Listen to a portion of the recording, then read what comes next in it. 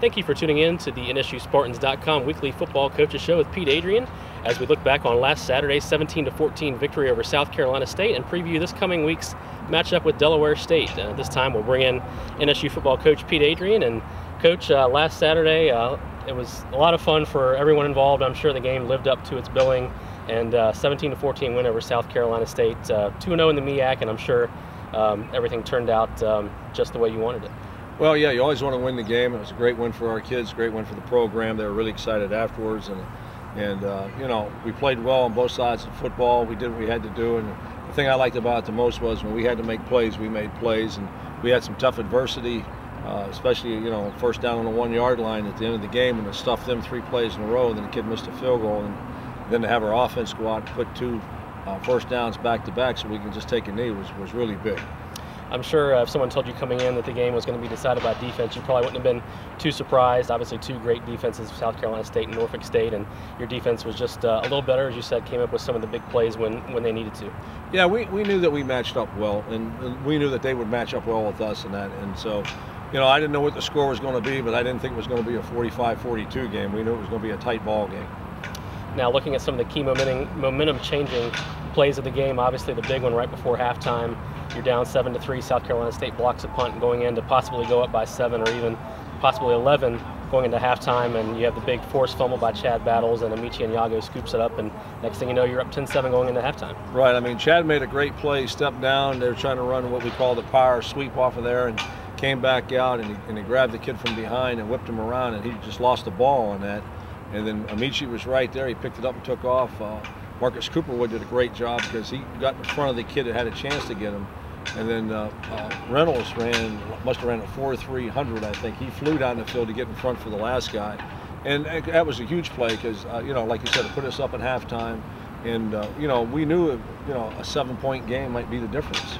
Now, in a situation like that where your team has its back against the wall, you just started the block punt, what are you telling your team on your defense, especially on the sideline as they're going out there in that situation? Well, we knew we couldn't let them score a touchdown. You know, if you score a field goal, okay. You know, if you're down in that situation, get a field goal, it's a win for the defense.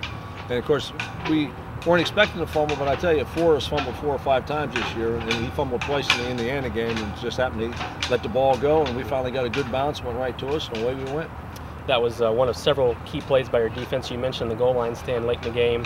Amechi Anyaugo, again, instrumental in that play as well. He and Terrence Pugh combined to stop Derek Wiley on the 3rd and goal from the 1. I know you're really proud to see, I know as a former defensive coordinator, you take a lot of pride in seeing your defense have those kind of stands like that on the goal. Well, as long as you don't have to have too many of them, you know. But yeah, I mean, you really do. I mean, that's the essence of defense, like we did at West Virginia.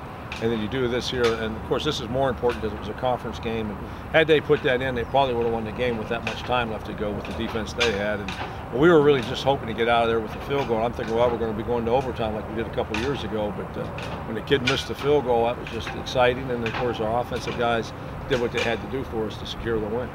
Now, defensively, you had a number of standouts, season-high 13 tackles for loss. A number of guys made key plays, but we mentioned Amechi a couple times. He was honored as MEAC and National FCS Defensive Player of the Week. Talk a little bit about his development now. He's a 5th-year senior for you, and he's really stepping up.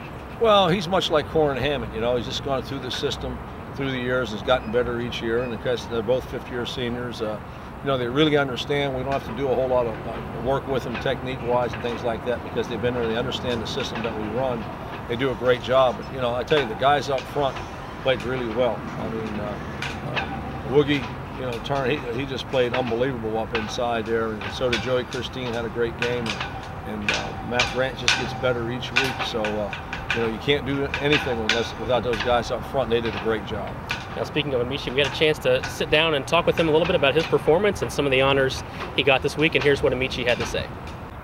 All right, continuing on now on NSUSpartans.com with our weekly football coaches show, and now we bring in senior linebacker Amechi Anyaugo. Looking back at last week's game over South Carolina State, Amechi, I'm sure the one play you keep reliving in your mind is that big fumble return for a touchdown. If you could just kind of walk us through that play, what did you see happening as that play unfolded? Well, in the beginning, like when the running back got the ball, when the quarterback came with the ball, I seen Chad. He went up and tackled him and stripped the ball. And when I saw it on the ground, it was, I mean, in my position, it was like being at the right place at the right time. And I knew how important that situation was, and I just knew once I picked up the ball, just run as fast as I can to the end zone. Like, don't think about anything else, but just run.